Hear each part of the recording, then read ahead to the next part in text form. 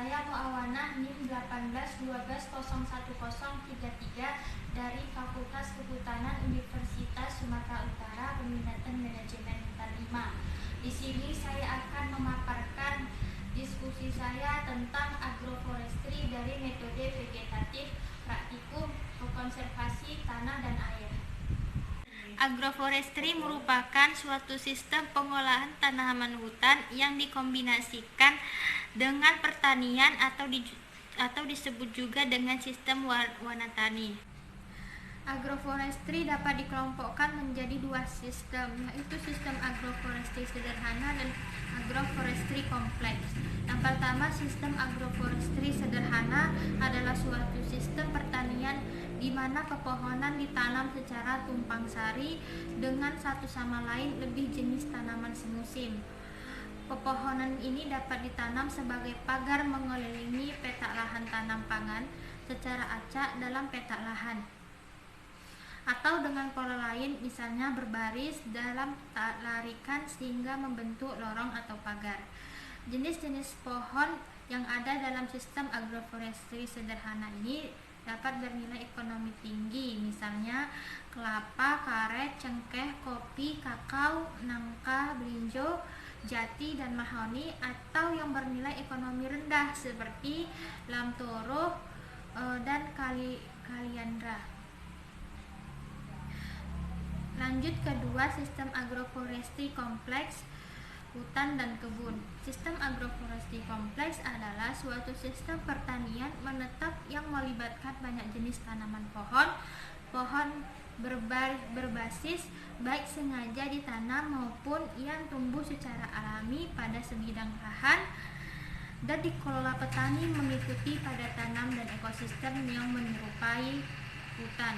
Di dalam sistem ini selain terdapat beraneka jenis pohon, juga terdapat tanaman perdu, tanaman liana, tanaman musiman, dan rumputan dalam jumlah yang banyak.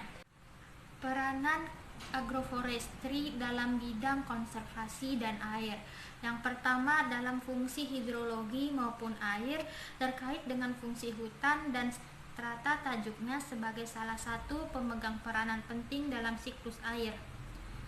Pengaruh tutupan pohon dan tanaman semusim terhadap aliran air dalam bentuk yang pertama ada intersepsi air hujan. Selama kejadian hujan, tajuk pohon dapat mengintervensi dan menyimpan sejumlah air hujan dalam bentuk lapisan tipis pada permukaan daun dan batang yang selanjutnya akan mengalami evaporasi sebelum jatuh ke tanah. Yang kedua, daya pukul air hujan.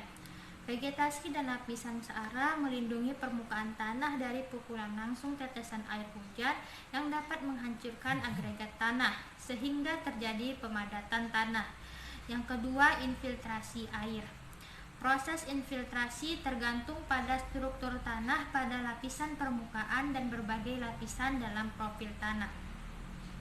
Yang keempat, serapan air. Sepanjang tahun, tanaman menyerap air dari berbagai lapisan tanah untuk mendukung proses transpirasi pada permukaan daun. Yang kelima, drainase lanskap. Berdasarkan drainase, suatu lanskap atau batang lahan dipengaruhi oleh beberapa faktor, antara lain kekerasan permukaan tanah, relief permukaan tanah yang memungkinkan air tinggal di permukaan tanah lebih lama sehingga mendorong terjadinya infiltrasi.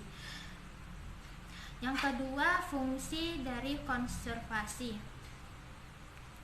Pengelolaan hutan dan kawasan konservasi termasuk upaya rehabilitasi lahan dan peningkatkan kesejahteraan masyarakat di sekitar hutan yang telah memprogramkan pengembangan hutan dan kemasyarakatan yang tentang penyelenggaraan hutan kemasyarakatan, hutan tanaman, dan hutan rakyat dalam bentuk agroforestry. Sekian video yang dapat saya paparkan, lebih dan kurangnya mohon maaf. Assalamualaikum warahmatullahi wabarakatuh. Sampai jumpa lagi.